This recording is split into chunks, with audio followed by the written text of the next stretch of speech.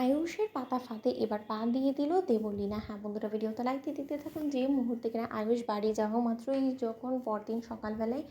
ইচ্ছাকৃতভাবে যখন দেবলীনার ফোনে সেই তোলা ভিডিও ফুটেজগুলো পাঠিয়ে দেয় এবং দেবলীনার ঘুম ভাঙা মাত্রই যখন সেই ভিডিও ফুটেজ দেখে ঘাবড়ে ওঠে এবং দেবলীনার মা বলতে চাইছে, কী ব্যাপার বেবি, তুমি এরকম করে কে পড়লে কেন, কী হয়েছে বেবি, চিৎকার করছো কেন? ঠিক সেই মুহূর্তে দেবলীনা বলতে থাকে যে, ও মাই গড মম, কালকে আমি অজয়ের সঙ্গে দেখা করতে রেস্টুরেন্টে বসেছিলাম এবং সেই সময়কার এই ভিডিও ফুটেজগুলো কে ধারণ করছে, আমি তো কিছুই মাথায় ঢুকছে না, কি আমাদেরকে তখন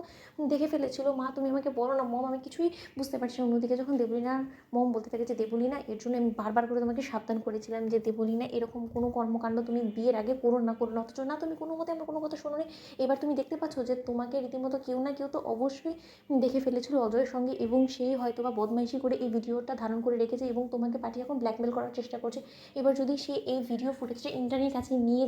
দেখায় তাহলে তুমি ভাবতে পারছো যে তোমার বিয়েটা ভাঙা থেকে কেউ আটকাতে পারবে না। অন্যদিকে যখন দেবলীনা বলতে থাকে যে, না না মম, এটা কোনোভাবেই হতে পারে না, তুমি আমাকে একটা কথা বলো তো, এই কাজটা ঠিক কে করতে পারে? অন্যদিকে যখন ইন্দ্রাণী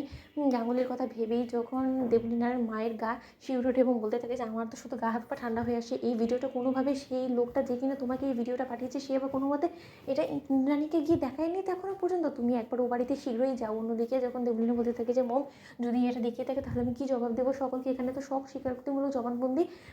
ফুটে উঠেছে এবং এটা দেখা মাত্র তো সুস্পষ্টভাবে সকলে বুঝে যাবে যে এই গোটা চক্রান্তের পেছনে মূলত আমারই হাত ছিল। আচ্ছা মম, কোনো মতে এই জঘন্য চক্রান্তটা অজয় করেনি তো আমার থেকে মোটা টাকা আদায় করার জন্য? অন্যদিকে যখন এই কথা বলা মাত্র দেবলীনার মা বলতে থাকি যে, তুমি এতটা ডাম্প কী করে হয়ে গেলে বেবি, বলো তো, যেখানে কিনা তুমি খুব ভালো করেই জানো যে এই চক্রান্তটা যদি অজয় করতো তাহলে তো অবশ্যই অজয়ের মনেও একটা ভয় থাকার কথা যে ও এখানে ফেসে যাবে এবং ওকে যদি ইন্দ্রাণী গাঙ্গুলি পুলিশের হাতে তুলে দেয় তাহলে ওকে কে বাঁচাবে বলো তো, ও এরকম কাজ কোনো মতেই করার সাহস করবে না, এটা অন্য কেউ করেছে।